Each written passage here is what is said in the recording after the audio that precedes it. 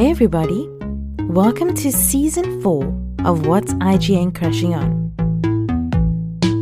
I'm Caryn Solomon and I'm your host, and we're here to talk about what's hot in pop culture.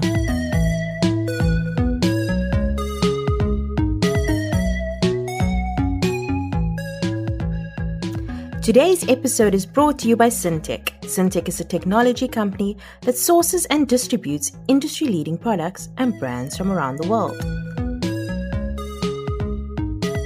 Hey everybody, welcome to our Bridgerton Roundtable. Today we have an amazing group of guests with us, ready to chat about Bridgerton Season 2. Hey guys, so I'm going to introduce you in order of how you appear on my screen, as I've said, which is also happens to be alphabetical order, but so welcome to Erin. Say hi, Hello. Erin. Hi. Faatimah. Hi. And Khensani. What's up? So guys, I know I gave you a tall order, but what was it like binging Season 2 in a matter of 2 days? And that was really not cool, but I mean, I don't know. How did you guys find the Season 2? I'm going to start with Erin and then we can work our way through. So I binged Season 1 a single night, which was New Year's Eve 2020. I was in quarantine after my mom found out she had COVID at 6:30 that evening. So Sure. I was miserable and ended up watching Bridgerton until 2 in the morning. So that was fun. It was a lovely distraction. Season 1 versus Season 2 binge, I definitely found Season 1 to be the easier watch. With Season 2, I felt I had to pay way more attention to what was going on, especially because there were quite a few subplots. Was the feeling a little bit different? I would think so, because I'd say that there wasn't the same type of excitement that we had in Season 1, purely because Season 1 was also very salacious and sexy, whereas Season 2 was far more emotionally driven. But watching it over 2 days, hey, that was fun. I was geared up for that. I thoroughly enjoyed it. My family was banned from the TV, so all good for me. And you, Faatimah? My mom was actually coming to stay with me for the first time in Joburg. And I was just like, okay, I'll wait and I'll watch the first episode with my mom. And then it was past her bedtime. And I was glad that nothing spicy happened because I did not want to watch that with my mom. And then I literally stayed awake until 2 in the morning the next day. And this was Saturday and I was completely finished. But in terms of the season, I actually really enjoyed Season 2 more. But that's because I was personally looking forward to it, given that Simone Ashley was playing a character who represents like my South Asian background as well. We may not necessarily be from like the same places in India, but the cultural things that happened in the show was so like fascinating for me to see during like the Regency era, which I've been obsessed with my whole life. Erin was so right about it being more emotional. And I really liked that they uncovered like the grief and the backstory and the burden that Anthony had to bear, because no offense to him, he was pretty shit in the first season. Very much so. Khensani and you? So I watched all of Season 2 from yesterday morning. I finished maybe like 1 a.m. today. Had a lot of fun. Like I just did not move. I was stuck in my bed, like just like in knots. I definitely think Season 2 was a big improvement on Season 1. Like I get that there was a lot less sex, but it felt more like reading a proper like historical romance novel, and the heavy breathing and the forlorn looks. Like it was just like, that was what I really wanted even from the first season. Like it was like, I felt like I was watching Pride and Prejudice again or something. Like big, like just bodice turning energy. Like that was good. Oh, okay. I don't know. I'm a bit on the fence, but it's nice to hear your guys' positive energies. The first time I watched it, I watched it a couple of weeks ago for the first time, and I was very, very excited because this book is one of my favorites, and I've reread it so many times over the years. But I think it's also a problem because I went into it expecting it to be like the book, and it was not. It was not like the book at all. And this is my favorite couple. And I was just like, I just want to see them together. And they were not together for most of the season. So I was a little bit upset. But then because I've had some time between watching it, I went back and I watched some of it again, quite a bit of it again. And then I started enjoying it more. And, I am quite sad that we didn't see a lot of Kate and Anthony's. We'll talk about that next. But I mean, and a lot of the side plots, I don't know if the side plots, if I just wasn't interested in it, or if I just wanted more Kate and Anthony. So it took away from that for me and I got upset. But yeah, we will also talk about that later. But yeah, I felt like season 1 was an easier watch because it felt like it flowed better.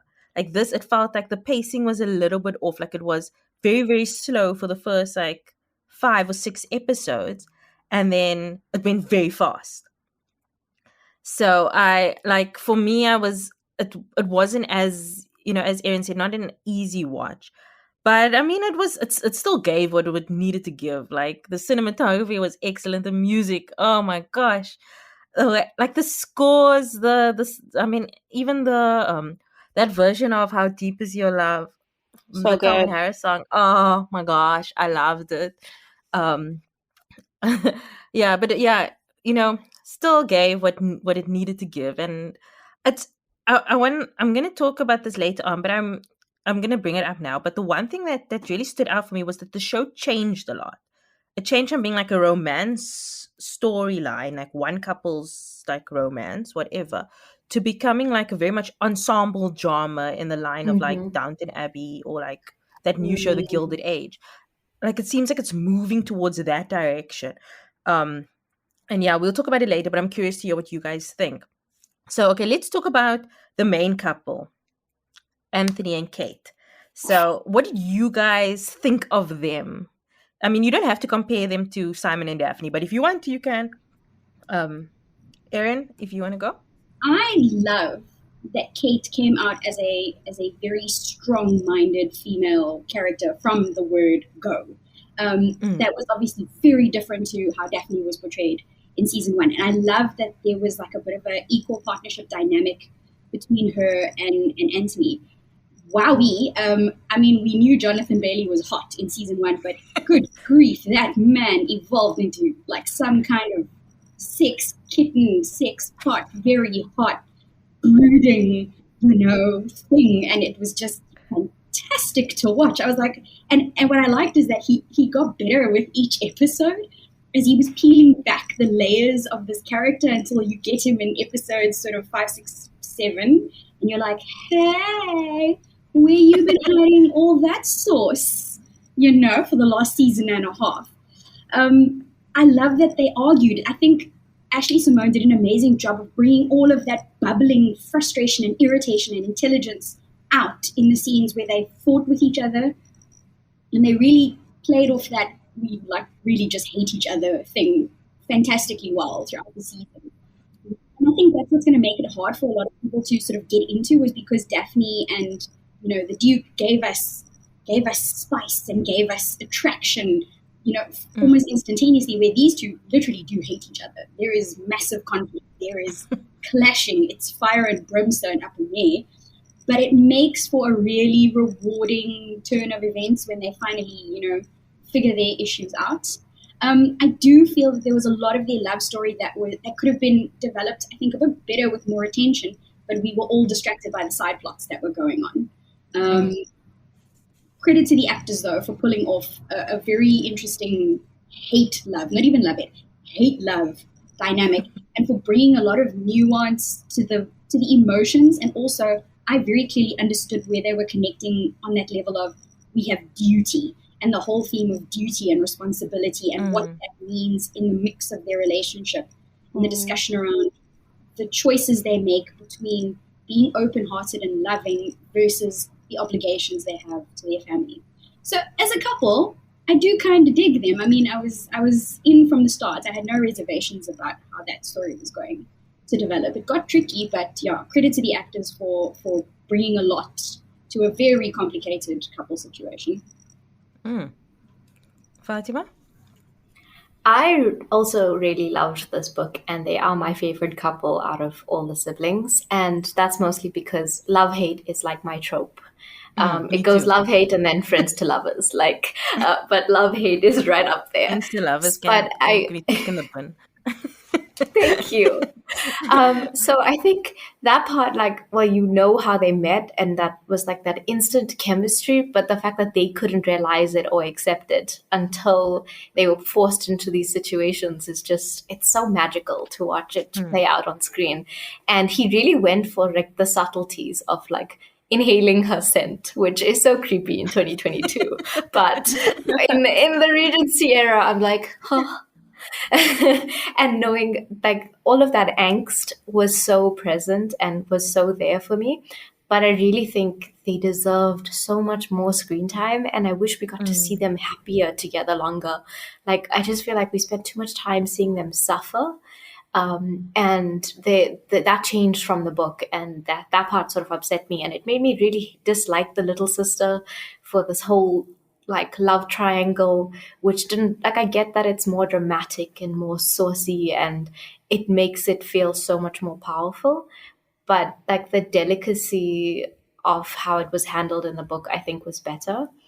But I did appreciate, I read this in a tweet somewhere where they focused on the fact that both of them have grief from like losing their respective dads and what an impact that played, and how responsible they feel for their family. And they focused on that as opposed to like they're both irrational fears, which was for him like being stung by the bee, or for her in the book it was really a focus on like thunderstorms, which kind of was brushed over in this in the series. But it focused on what really unites them. And like Daphne picked up on the fact that they were so similar. And I really enjoyed that. But I wanted to see them more happy. Like, please give me more. And I know that they will be present in the other seasons. And we'll get to obviously see them grow and be happy as a couple then.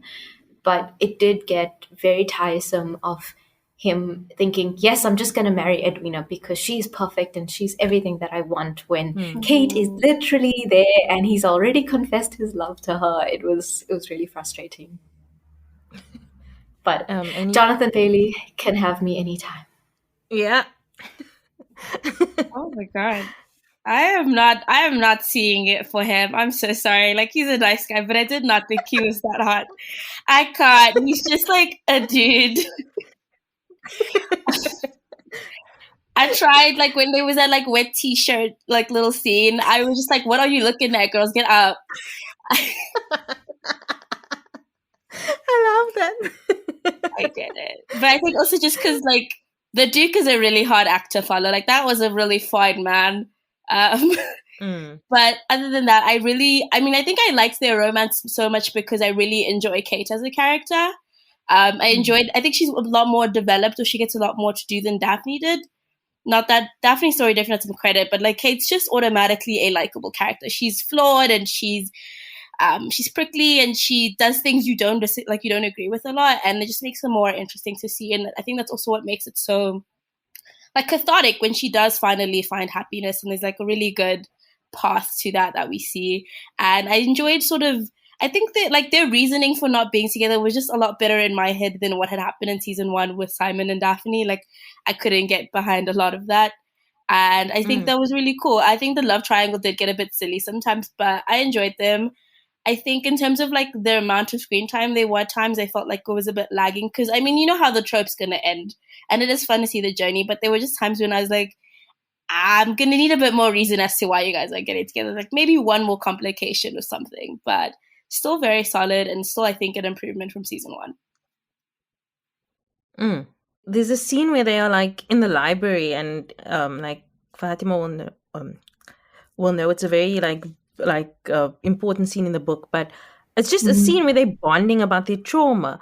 And I just felt like that should have been longer in the show, because then we sort of like understand better why they have this connection to each other, or why they 100%. feel like, you know, this. Yeah, like this is the one person who understands me. And so I feel like just making that one scene longer could have just change a lot of what people, I mean, I've heard a lot of people saying like we don't feel why they are like so drawn to each other other than like attraction. And yeah, just like, yeah, that's one of my main gripes, and obviously the fact that they don't have enough screen time. But I think the chemistry between Simone and Jonathan was like top tier.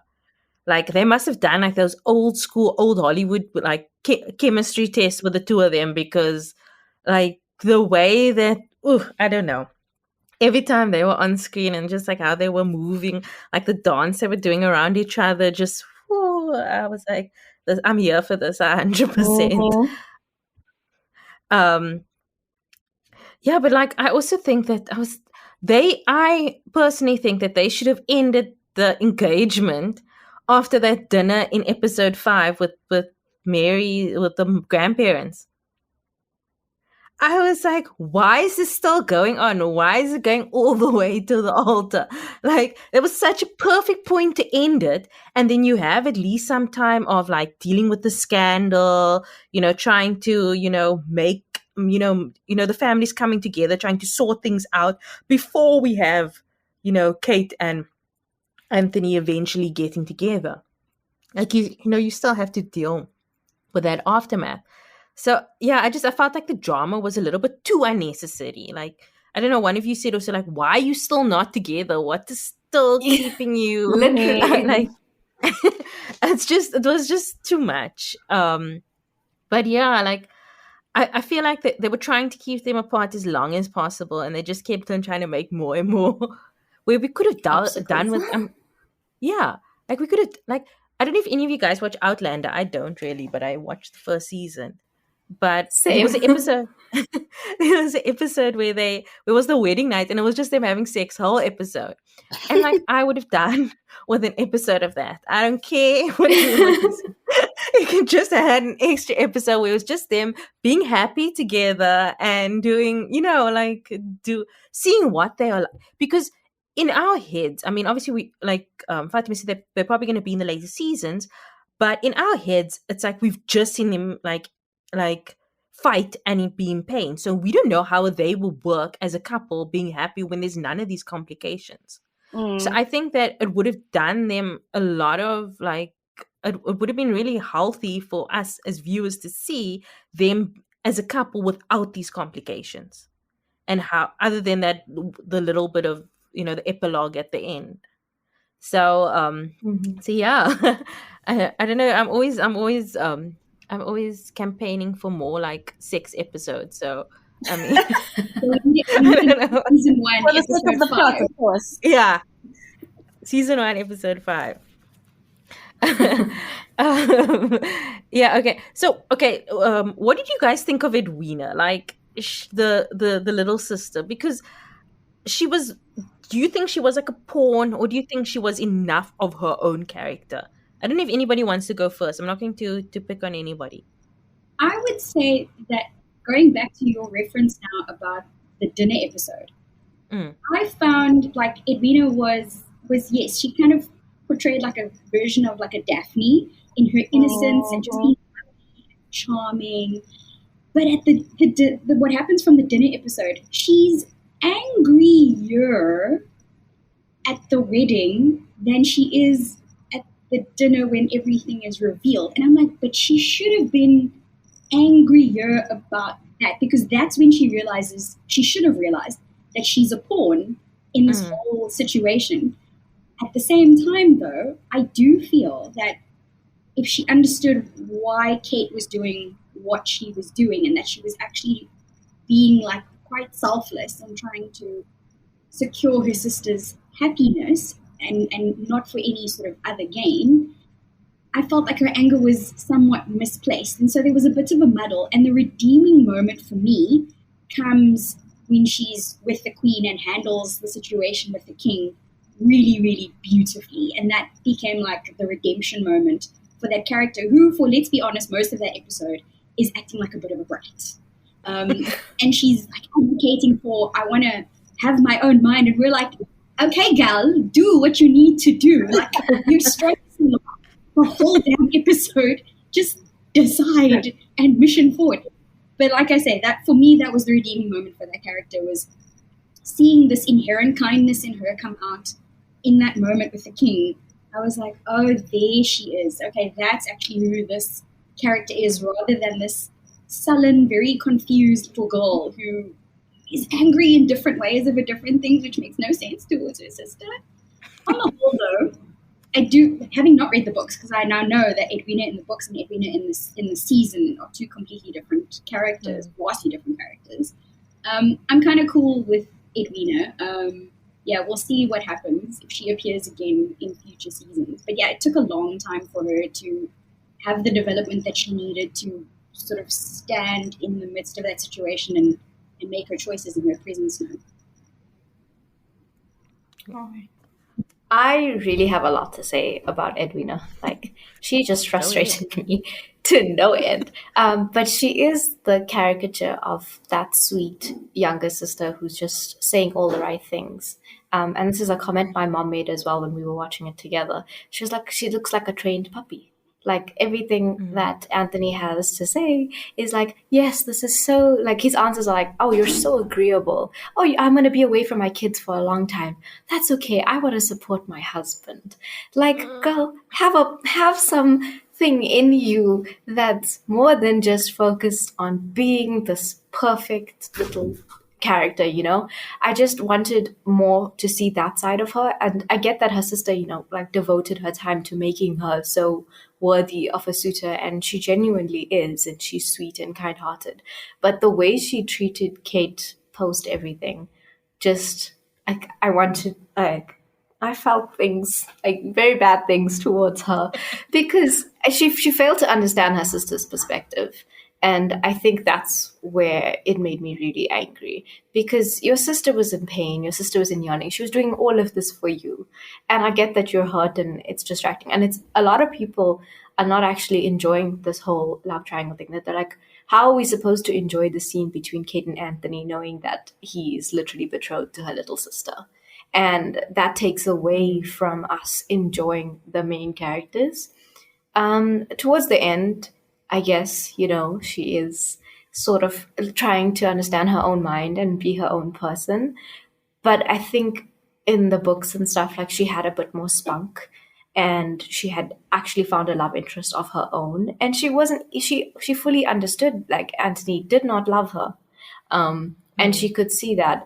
And I was actually talking to Erin about this, but that scene where she was like, in the room, and she was like, how could I have been so blind? And we were all screaming at the screen, like, yes, you were forcing them to spend time together, and now you're angry. Like, she wants to it dance seems very with you. misplaced. Thank you. So yeah, that's my take on Edwina. But I wish that the sisterly relationship will continue to prosper and heal, because that part meant a lot to see the very maternal dynamics, especially between Mary and Edwina and Kate, and that, like, just doing those little things for your sister and having her do those things for you, like oiling your hair, for instance. All those small things meant so much for me to see on screen, as, like, that's literally what my growing up was like. So I want that sisterly relationship to just heal itself and her to grow up a little. Shame, on one hand, I'm very sympathetic to Edwina, but just because personally I have an older half sister whose name is Kate, and, like, she also had very similar vibes. Yeah, it was so surreal watching that. I was like, oh, whoa. So on one hand, I kind of get it, and I don't mind the way they had their conflicts, because I think also that's the beauty of having a sibling, is that you can get very harsh and very ridiculous and stubborn, but, like, your family, eventually it's all love. You come to work it out, and that's one of those few places where sometimes you just get a lot angrier because I think of how much you care and love the person. That being said, though, Edwina was, like, I felt like she was such a nothing character for so long. Like, she was such a Mary Sue. She's so flawless. Like, she just never does or says anything wrong. Which, I mean, yeah, I'm sure maybe there are people that exist like that in the world. But I had no stakes in the game for her, even though I still think she was rightfully angry. Because, I mean, discovering that your sister and your fiance are in love at your wedding in front of the queen and the archbishop and the entire town, I would have lit something up. Like, I think she was actually very reserved. I would have burnt that building because, like, what do you mean right now in front of God and the Queen that this is happening? Like, what? Like, why don't you just have an affair when we're married like normal people? Like, that's insane to me.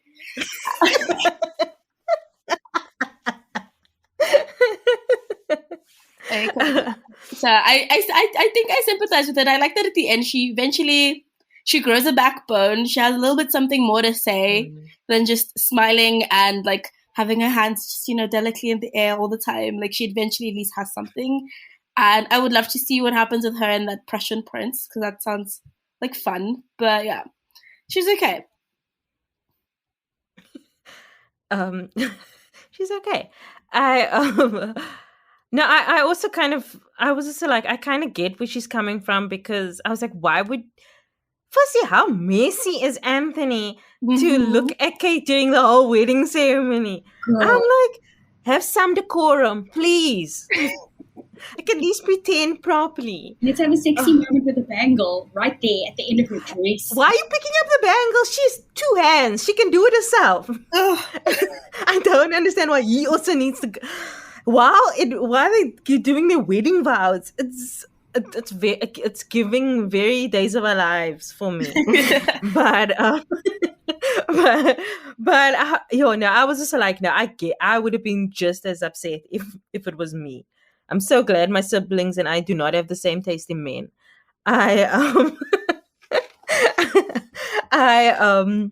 No, but like the one thing that, like, no, for me, Edwina in the books, and I hate going back to the books because I know it's terrible. You should separate the two, but she's very perceptive, so she kind of knows that there's something going on with Kate and Anthony, or that there's more to it than what Kate is saying. And what I get from that is that Kate underestimates Edwina, so she doesn't realize how much Edwina knows or how much Edwina understands her. And that is a dynamic that I miss, because as far as we know, Kate is 100% right. Edwina can't in the show. I mean, I'm saying in the show, Kate's 100% right. Edwina can't pick a partner for herself because this guy that she's picking for herself does not love her, is using her as a pawn. So Kate is 100% right to be so involved in her life. Whereas in the books, Edwina knows that she's like, she doesn't really want Anthony. She's busy finding her own love match in the background, and she's doing her own thing that Kate doesn't even notice. And that just shows, like, you know, Kate thinks she has all this duty, but meanwhile, Edwina is strong enough to take care of herself. And like, and I missed that, because, you know, yeah, maybe Mary should have been more of a hands-on parent. But I mean, now we like to know Kate should be looking after her sister, because her sister is going wild here on her own. But yeah, I did miss that. So I mean, I know Faatimah touched on this before, but like, what did you guys think about like how diversity was handled in the show? Like, I must say, I was a little bit iffy about season 1, because they just sort of like said like, oh yes, the king married a black woman. Now racism is over. Accepted in England. Yeah, I'm like, the world is healed. Yeah, and I've seen some complaints like online about, you know, we can't take away from what Britain did in India. Yes. By saying, you know, like the problems, like, and it's like, no, they're also part of our system. So I mean, and I know it's fictional, and we should treat it as fictional, but it's also talking about some real life trauma that people have gone through that have affected real people's lives. So I mean, how do you guys feel about how diversity was handled in this season? Yeah, no, they do gloss over history quite thickly there. Because remember when Kate has the conversation with the Dorset character, and he goes on and on and on about like the beauty and the splendor of India. And he's like, yeah, this is orcs, bro, because you are now. Like, why were you there, man? Why were you there? Yeah. We're just gonna make this whole thing super chill. Yeah, no, it's it's swathed over with a very like sort of heavy brush, a thick brush. Mm. And it's a question of like, how do you as the audience want to deal with this? On the one hand, you can be like, okay, this is fiction, and we're going to accept it as that, and rather look at it from a glass half full perspective in terms of representation in our TV shows and in our media. So if you look at it from that sort of blinkered view, it's great because all of a sudden now you were seeing Asian characters this season. You were seeing a lot more sort of mixed couples this season. I love that, dark-skinned women were just portrayed really beautifully, actually, this season. I'm there for that. However, you can't dismiss this historical inaccuracy, and it's how do we as an audience reconcile that within ourselves, and how you're going to look at it? Because you take the blinkers off and you do look at the time period and you do look at the history that was going on. It was like, this was not happening. The complete opposite was going on. And is it okay for the show to completely dismiss that horrific history where still to this day there are jewels from India that are sitting in London that just does not belong to them? I'm trying to hear what Khensani has to say. I want to say that, number one, I think the first issue has always been that from the moment in season 1 when they had the whole thing about the king married Charlotte and then like that ended racism, I'm like, why don't you guys just keep on living in your little like out of time world? Like I was very happy to just accept that like this was a different like alternative universe and that's just how things worked. Because it just gets so weird now if that's how quickly racism ends. And again, they handled all of the, first of all, there were like no South Asian like speaking roles in the first season. And then they handled the black people like really terribly. Like our villains were a dark-skinned man. We had the only sort of like young black woman getting like, she just had that horrible like teenage pregnancy. Like she's a hussy, fast girl storyline. And like a lot of things that I don't think were even necessary, or like, why couldn't you have given that to another cast member then? And at the end of the day, as diverse as the show wants to be, like the main core cast is still white. They still have a white king. So just like all these, you just set yourself up for more criticism that you needed.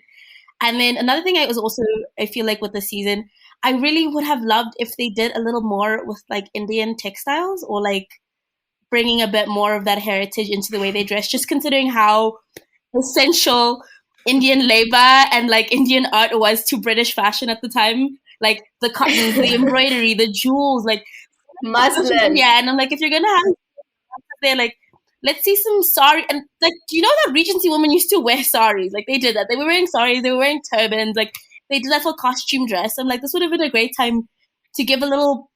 I mean, maybe it's a bit generous to like give a little power back to that, but like, what a great time to reference something that is so essential to like English fashion. And like, we rarely saw like, I think Kate had like a few shawls that had like paisley prints, and we obviously had like the pre-wedding ceremony stuff, but other than that, I was like, you could replace these women with any other race and it actually doesn't really change much of their character, honestly. Which again is like, you set yourself up for this. Why?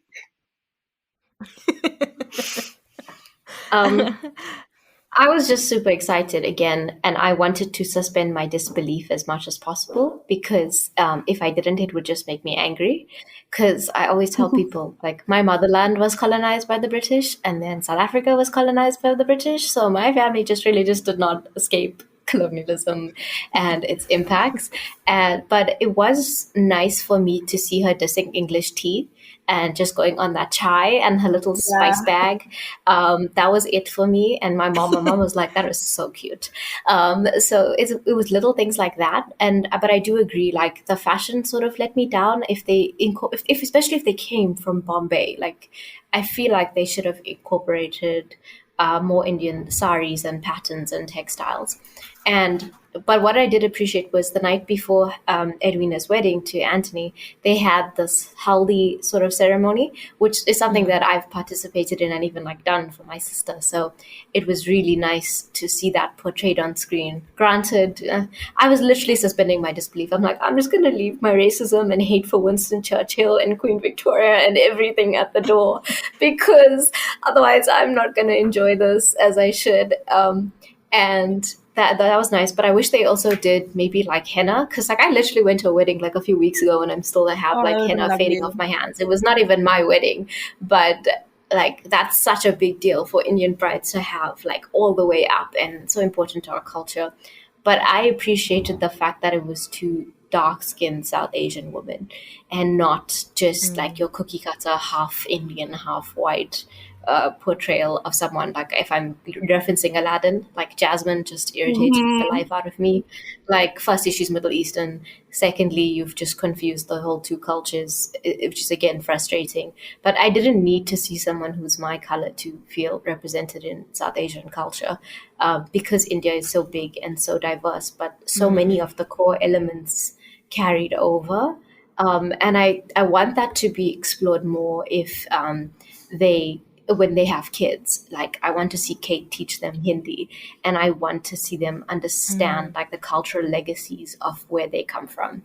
And if they do that, then I'll be more impressed. But yeah, I put my racism out the window because I suspended my disbelief. Otherwise, That's the enough anger inside me would not let me today. appreciate it. Exactly. But that's me.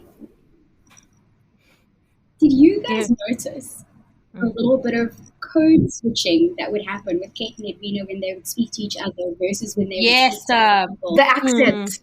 There was more distinct. Mm. Also, just one more thing.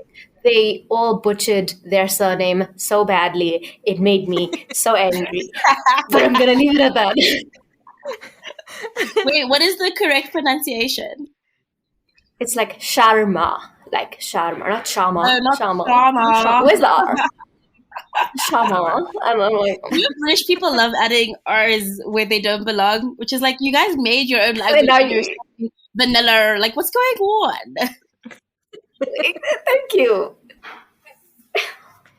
But the little code switching thing for me was very interesting. That they would use they would speak in just their normal Indian accent, because they obviously include like a couple of Hindi words here and there, and in their pet names for each other as well. That they did that, but the minute in society, the minute they're in company, perfect, like well enunciated Queen's English, I was like, that was never fully explored, and it was such an interesting thing to notice. And I'm telling you, every person of color noticed it. And you couldn't miss it. It's like, why are you doing that? And there's a layer there that also needed to be explored a little bit more. But with India and the colonialism, the people who could speak English better and could speak the Queen's English were generally treated better in society. So you were always graded and given higher and better positions based on your eloquency. So the assimilation in terms of trying to be British is like major and still left like really harsh repercussions in like current day India. And even now, like, I mean, I've been in South Africa for 100 years, but I can still, like my family has, but we can still feel what British colonialism did to Indian people and how they view each other in terms of intellect and superiority. I saw a post, I think it was like on Reddit or something, but it was like a thread that a lot of like people from India were saying that they also, when they made Kate and Edwina from India, they kind of like, it's like they brought together so many different aspects of Indian culture that nobody were like, they were like, calling her Bon didn't represent and then what what they call the father, Appa, yeah. Apparently, from a different part of India. Of India, none of it assimilated, Yeah, so they were like, it's almost like they just splashed it all into one instead of like actually researching. It was kind of like Black Panther. Yeah.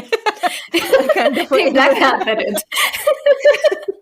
Because India is as like big as Africa and as diverse. Like, I'm not even kidding. So, they could have done more to like just, make them regionally specific. Yes. Yeah. Yeah. I also think that they fail in the like trying to blanket these things instead of I'm also more of a fan of, if you want to make it like color blind, whatever, then just don't address it. Yeah, don't address it. Just like, now we all every color. It doesn't matter. But I mean, I do think it's also special that they included those kind of things, and I'm not sure how to kind of like, I'm not the writer, so I don't know how to bridge that sort of, gap between what is sensitive and what's not. And but yeah, it was great.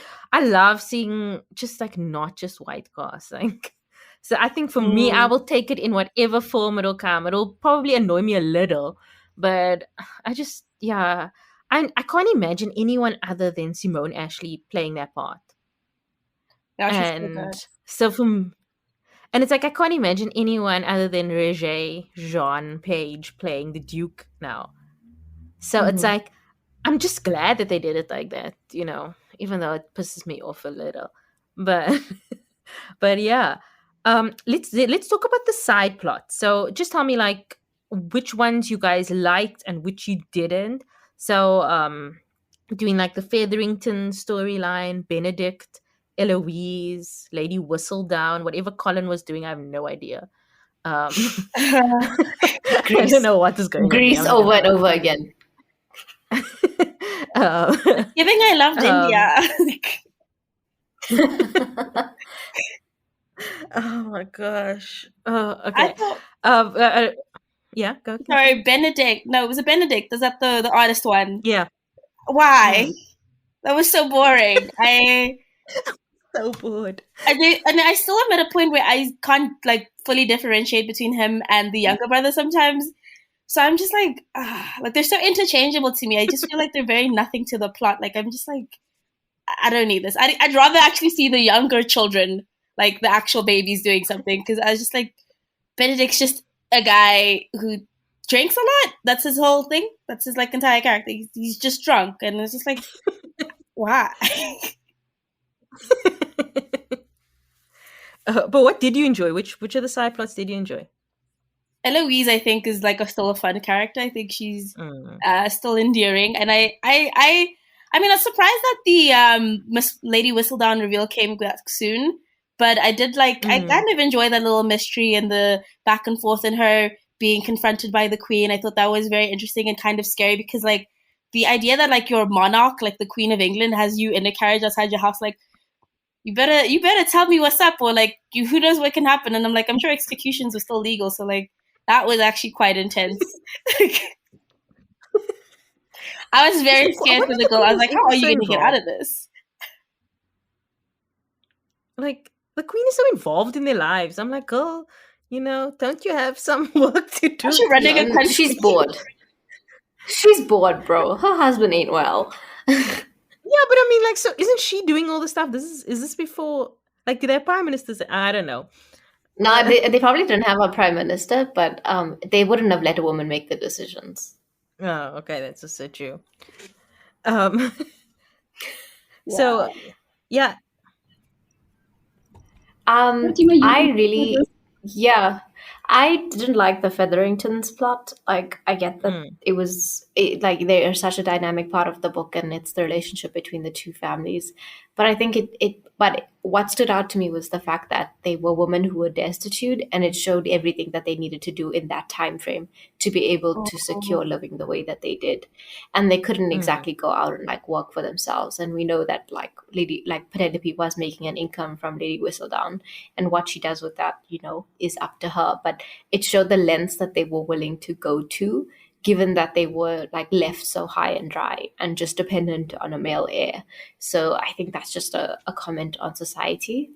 Then I did appreciate Eloise and the paperboy, mostly because it just gave me teenage romance love vibes, and like, we're interested in the same things, and poor boy rich girl, which is another trope, but I'll take it.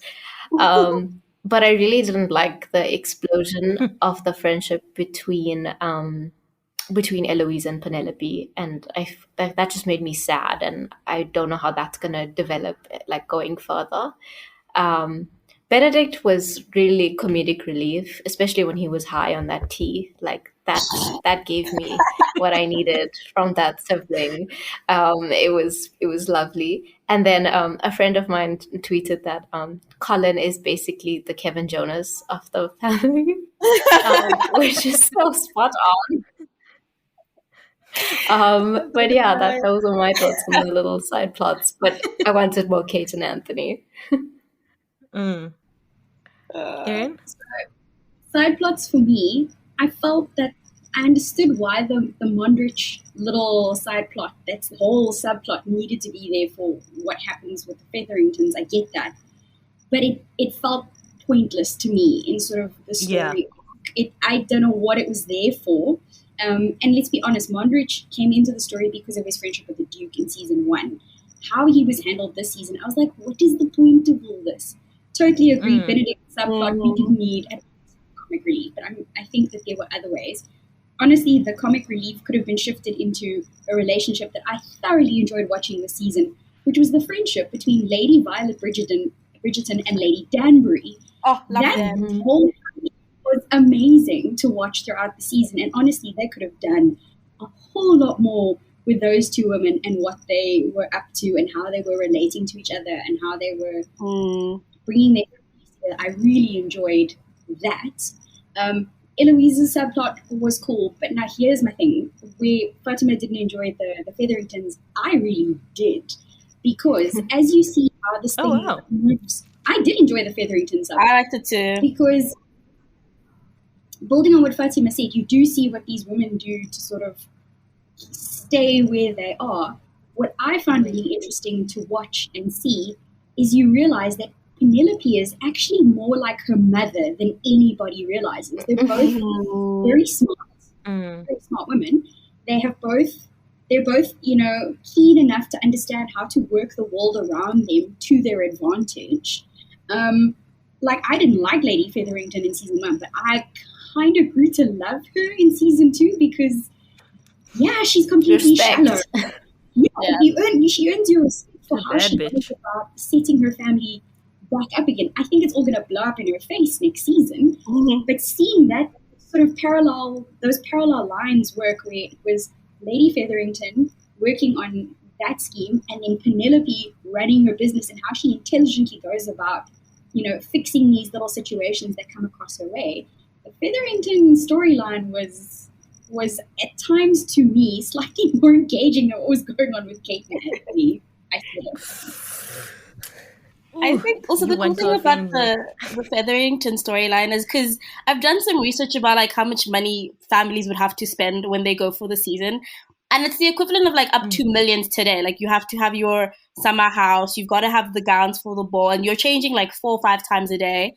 And obviously everything is silk, and then there's the jewelry and stuff. So I like the idea that they show that it's a really pressing financial matter when you want to go out in the season. It's a huge, big investment beyond whatever wealth you have. It's a really big deal. And I wish they went a little bit more into the nitty gritty of the rising costs, because it's not just the dresses and the parties. It's when you go to watch the games and you go see the polo and all the little soirees and stuff you have to have and all the food and the staff you need to get. And I liked a little bit more of the admin side of what it means to be in the season. And it's also just, it's a good show of how ridiculously wealthy these people were, because that was not a small undertaking at all. And I like that. I love a little fraud, some embezzlement. That's always fun to see. Spice things up. The swindler in Britain. Yeah. That's exactly what Lord Featherington was kind of trying to go for, actually. With Cressida, he was gonna swindle them. She deserved it. No, she's a little bitch. The one thing I will say, I did like the break up between firstly Penelope and Eloise, as well as Penelope and Caryn, because I just think Penelope needs to build her character separate to the Bridgertons. And I feel like she's been kind of she's always I'm not like my own family, I'm more like the Bridgertons, whatever. But then seeing she's how their little pet, kind of reject her. Yeah. She needs to kind of build up who she is as a person, and not be kind of trying to impress Eloise or trying to impress Caryn all the time. So I'm hoping that for season 3 that we kind of see more of Penelope coming into her own and maturing a lot more. So I think for me I like that point of her character. I was also the same with like the world Mondrian thing. I'm like, why is this guy here? Is it like, like what is he doing? And he's No, just I so think they angry couldn't all the have the time. Duke Like, back. They couldn't have the Duke back, so they're like, oh, we'll use Yeah. someone else from season 1 just for diversity. Yes, They could have here's made him your a one little more Negro per charming. season. Exactly. Yeah, I don't know. It's I was just like a little bit. I just think the Feathering. I get the point of the Featheringtons. I just think that the screen time was a bit too much. Like they could have brought it a little bit down. I loved Eloise and Theo. I was like 100%. I thought this boy was so cute. He's like putting aside books for her. I'm just like, oh man, like I loved it so much.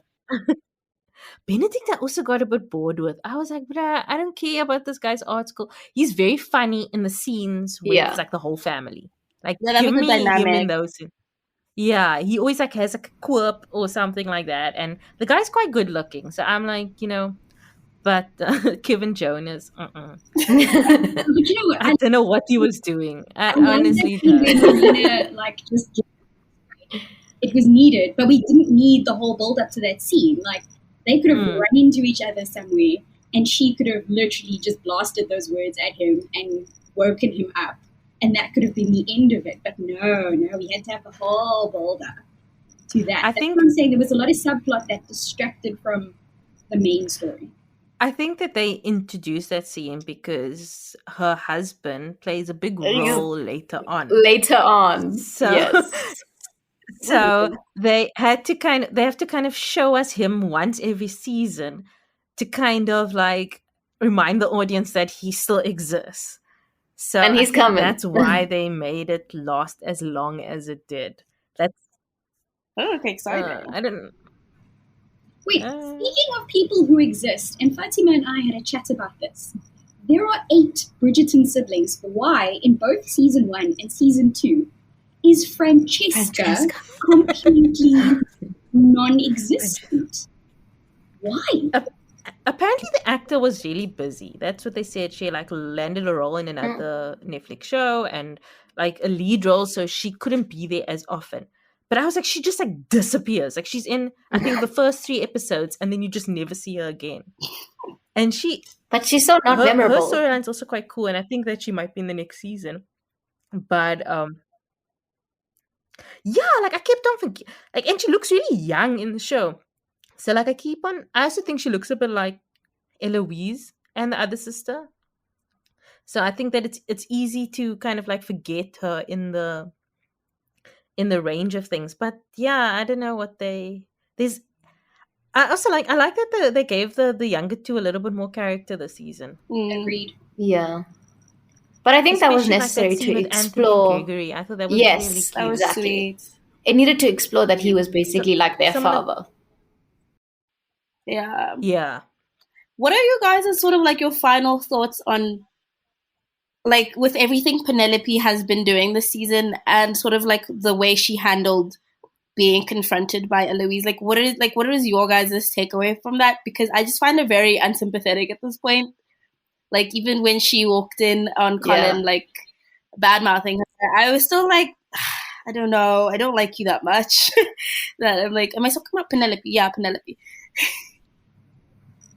I think that she's kind of like a two-faced character. So on the surface, you get this, I'm trying to hide away, I'm non-existent, nobody thinks of me, nobody cares about me, like, I'm just going to stay back, Penelope. And then you've got her alter ego, who is still Penelope, but the really, really sort of opinionated, strong, very, like, manipulative, and I'm like, how is this the same person? Which one is the true Penelope, really? And I hope that now that Eloise has confronted her, that she allows that other side of herself to come to the fore. Because I think people, like, she's not respected, she's not noticed in society because she doesn't allow that side of herself to be out. It's sort of safer for her to write it than to be it. But when she was confronted by Eloise, you saw it come out because of what she says to her. Yeah. okay, cool. I see where this is going. And then, I mean, yes, I understood the devastation in breaking up the friendship and the heartbreak. And she's trying to find the balance between these two sides of herself. The one side who's really caring and loving and genuinely cares about this family and her friends. But you've got this other side who's like, yeah, I'm gonna be a mess, and I'm coming and I'm choosing violence over here, and I will attack people. She's Hannah Montana at in this society point. in a secret way because I can and it's safe. But those are her genuine. She is Dan from Gossip Girl, like in terms of the complete switch up. Like, oh my word, yes, she is. She is. Also, I was very glad that like Eloise had brought up like you ruined Marina's life, etc., because the only thing Penelope was truly devastated about doing was when it came to her friend that she sort of ruined. But I'm like, what about all of your other victims? Like, you even lived with one of them, and I've never seen this much concern or like any care from you when you watched Marina almost try to kill herself with that baby. You were like, not once were you ever sitting there like, my pen did this. But you tell something that, I mean, it's a little bit truthful about like Eloise and stuff, and I'm sure she'll recover. Whereas Marina had to like leave town and like whatever. And I'm just like, that's why I don't buy like your pain, because I'm like, you don't like, you only cared once it was the one like rich white lady you want to be so bad. Yeah. And I think she just feels sorry for herself too much. Yeah. Like, own your mess. The Marina thing is the Marina thing actually really gets me, because I feel like she shows no remorse for that. When Colin is gonna go visit Marina, all she's worried about is that Colin used to like her. Not that like, hey, remember what I did to Marina. And but I'm glad that Eloise brought it up. Like, you need to reckon with that. Because if the show had completely ignored it, I think I would have been a little bit more pissed. But by Eloise bringing it up, it reminds us that, hey, that is still a thing. And, the show wants us to know that she's not kind of, showing remorse for it. But yeah, I'm interested. I feel like her character is very interesting. And I'm interested to see what they do with her going forward. I'd love to in season 3, where we've had the flashback. So we had the Duke's flashbacks in season 1. We had Anthony's now in season 2. I would love in season 3 to see the flashback of how she got the idea and how she set this. Oh wow! Quite interesting. So that you understand, where did this even come from? That she decided this season, I am going to verbally choose violence. High secret. Yeah. What sparked that decision? For her to be brave enough to be like, I'm going to go find a printer and I'm going to start writing. How did she know how to do that also? That's crazy, actually. The stuff. Where did she even think of it? That's what I want to see in season 3. Yeah. Give me the flashback to the origin story of the villain that is Lady Whistledown. Yeah. But I did enjoy her working with 4. The modiste. I thought that was very fun. Woman empowering woman. Yeah, supporting women's wrongs.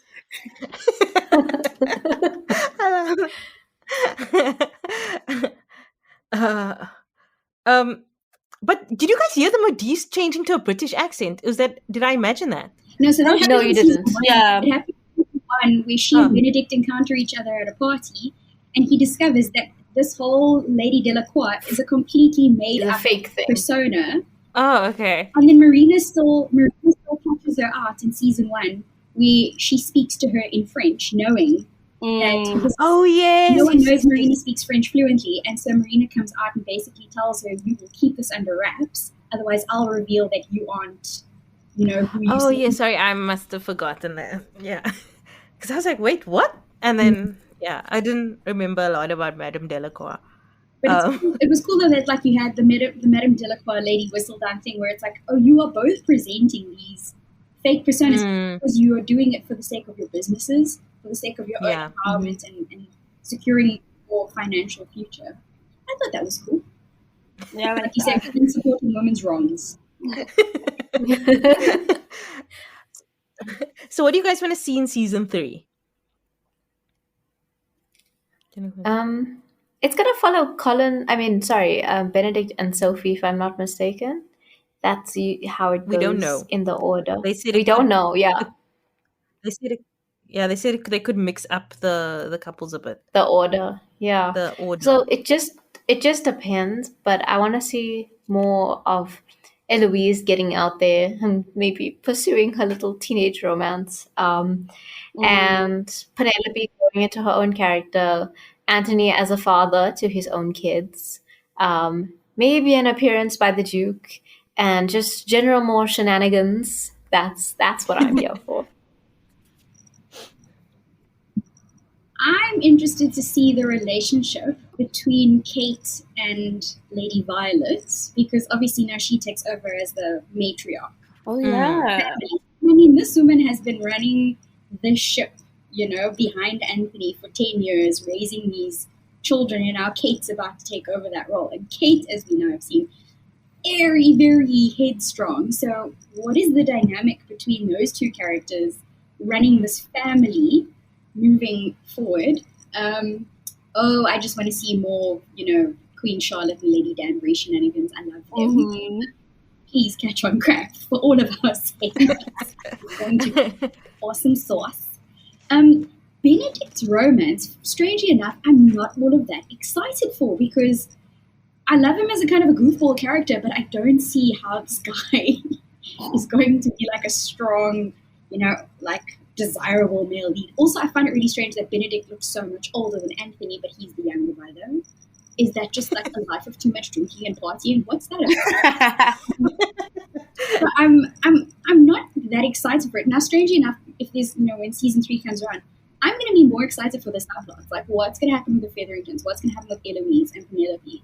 What's going to happen with, like I say, like Kate and Lady Violet and Anthony? And, are we going to see more of Daphne come back into the story? So I'm like, it's going to be a toss-up between if it's going to be Colin's story or Benedict's story. Maybe they'll do both in one season to sort of balance them out. But I'm actually not that excited for what could potentially be the main story, unless it's Eloise's, because let's be honest, she's a fierce character. Yeah. So if it's Eloise's, I'd be like, yeah, cool, let's see how this plays out, because she can be a little bit dorky and awkward. It'd be interesting to see her fumble her way through romance. Yeah, I think I'm most excited for more Eloise adventures, and I would love to see because I have heard from some people who read the books about the way her sort of romance goes, and I would love to see how they tackle that. I definitely still want to see more Penelope. I want her to go like full villain edit, like just like like no holds bar. Like I want to she's just like claws come out. I think that'd be very fun to see. I want them to start like moving a little bit forward in time with the fashion. I think they're still sort of doing very much the same as they did in season 1. Like it still feels like it's still 1813, and I'm like pretty sure a year has passed. So I'd love to see a little bit more with that. And and all the older women on the show are so interesting. I want more like Lady Danbury's backstory. Like who was she married to? What happened there? And maybe who else? And Lady Violet with Kate would be an interesting little power struggle if there is one. I think that'd be very cool to see. But yeah, I'm down just for some more romance and some more class society issue. I would also take a whole season about Queen Charlotte and the King ending racism together. Yes, how did y'all do There's that? going to be a prequel. There's going to be a prequel on that. There's going to be a prequel? Ah. Yeah. Oh, excited. Of the Queen. Wow. See, I'm ahead of the curve, guys. Nice. I love to wait this season so much. Wow. I think I'm listening to what you guys are saying, and I've spoken to quite a few people, and it really feels like for me they're moving in the ensemble, because they wanted to introduce or do all these storylines in season 2 to keep us interested in season 3. I think they already dropped maybe viewers because of people that were only in it for the Duke, and then you come into season 2 and it's about a different a different couple, and they didn't want to do it like the anthology type route. They wanted to have like everybody invested, like in a Grey's Anatomy. I mean, talking about Shonda now, Scandal type way. But So I think that's what they want. Like, they want you interested in all the subplots, and that's why they introduced so many this season. So I think that season 3, it's not going to be as focused on who's the main couple. Because there's like I've been talking to a lot of people, and we can't pinpoint who the main couple will be next. Because like with Benedict's romance, he kind of meets Sophie towards like a few years before their romance starts. So they haven't shown us that yet. So when is his romance going to start? I mean, obviously they can change things around. But like Colin, his romance is nowhere near ready. Eloise is nowhere near ready. Francesca's hardly been in the season. So like who is it gonna be? So that's why I feel like they're going to be building up a lot of different romances, like in like a Downton Abbey type style, and like and probably, and I want to see a lot of Kate and Anthony to make up for the little that I got this season.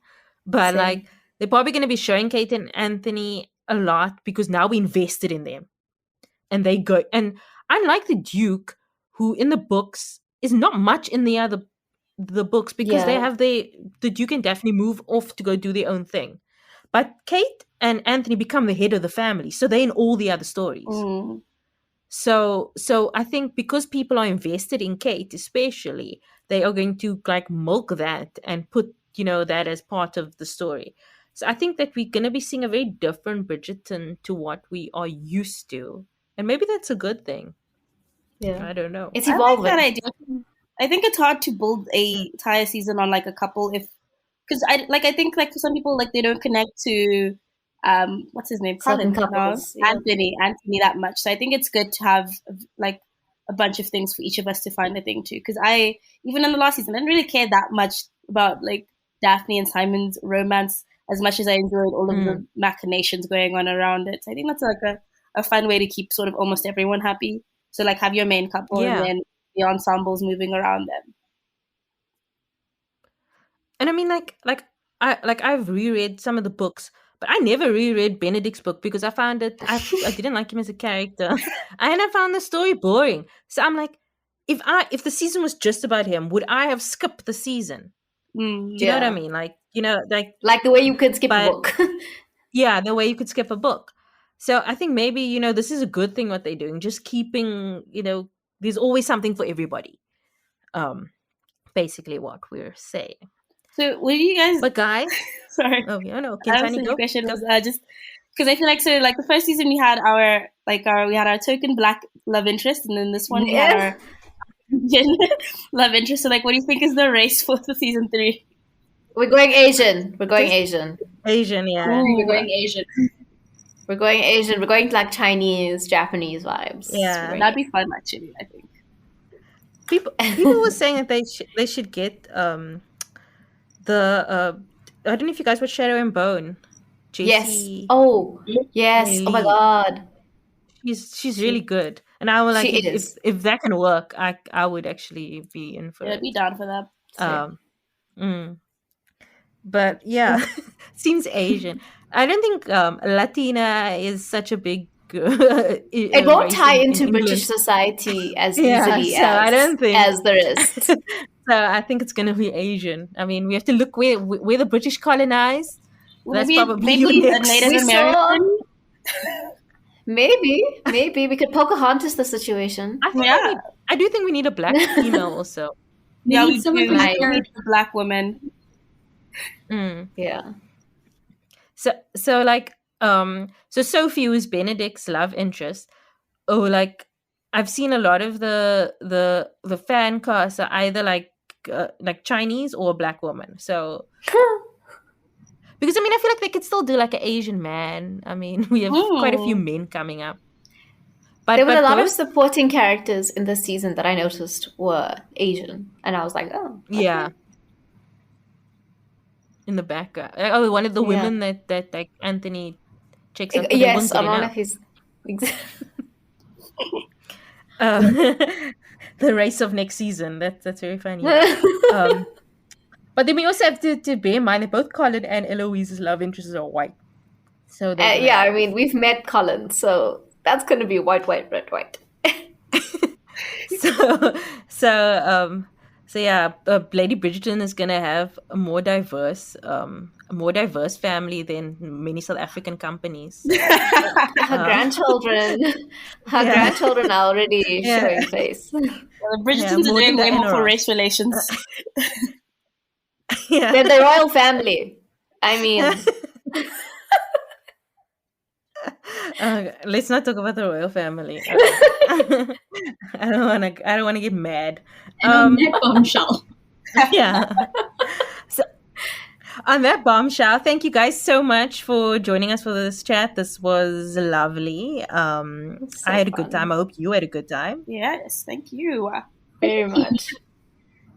Can't wait to chat to you guys after season 3. If our predictions are correct. Yeah. But thank you so much. This has been great. Today's episode is brought to you by Syntech. Syntech is a technology company that sources and distributes industry-leading products and brands from around the world.